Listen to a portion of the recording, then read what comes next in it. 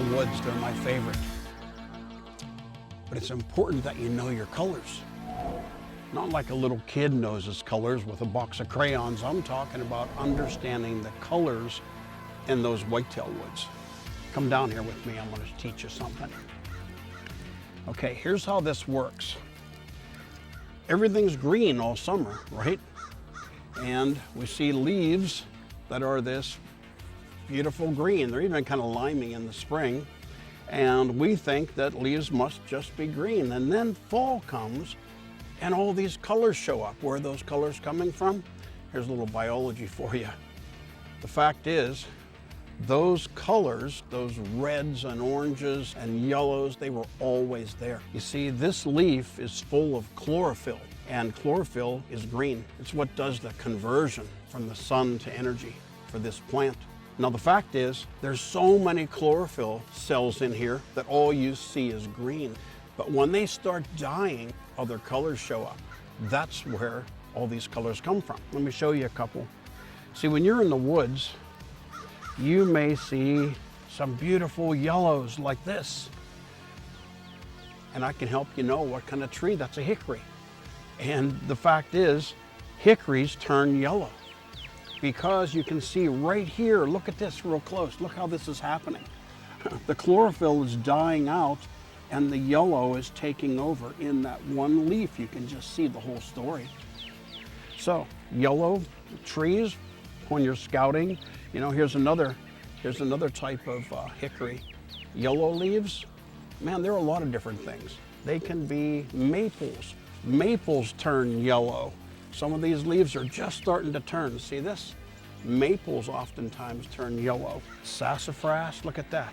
There's sassafras. It's a yellow tree. How about all the softwoods like cottonwoods and aspens? Yep, yellow. So when you see yellow, that's oftentimes not where you want to hunt whitetail deer, because these are not mast-bearing trees that deer care about. Okay, let's keep moving. Here's a tree you find growing on the edge of woodlots. This is a dogwood.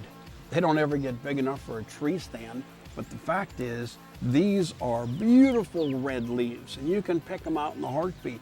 Some of them are so red, I call them screaming red. They'll get to be they're as red as those berries right there. Fence posts are famous out of this yellow tree in the fall.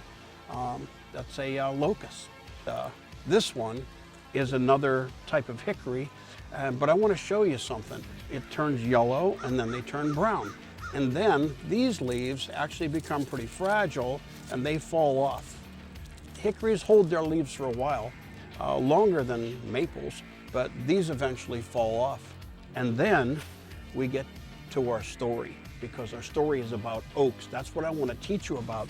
You see, when oaks turn in the fall, they turn from this brilliant green, they start turning into this rusty red. Look at this. This is kind of has a little pink blush to it. It's kind of a rusty red. Here's some more. Look at these leaves. These are oak leaves, and they're that rusty red color. Here's some more. Later on, many oaks go from rusty red to, I call it brown paper bag. They look like a shiny brown paper bag. Look at this. And this color is your clue to oaks. So when you're out there scouting in the fall and you see all these colors, here are the two colors you're really looking for. You're looking for these rusty leaves that have kind of a red purplish cast to them. You're looking for this brownish leaf, and oaks hold their leaves long. So when all the other leaves fall off, these trees will still have leaves on them. Learn your colors. It'll make you a better whitetailer. And that's this week in the Whitetail Woods.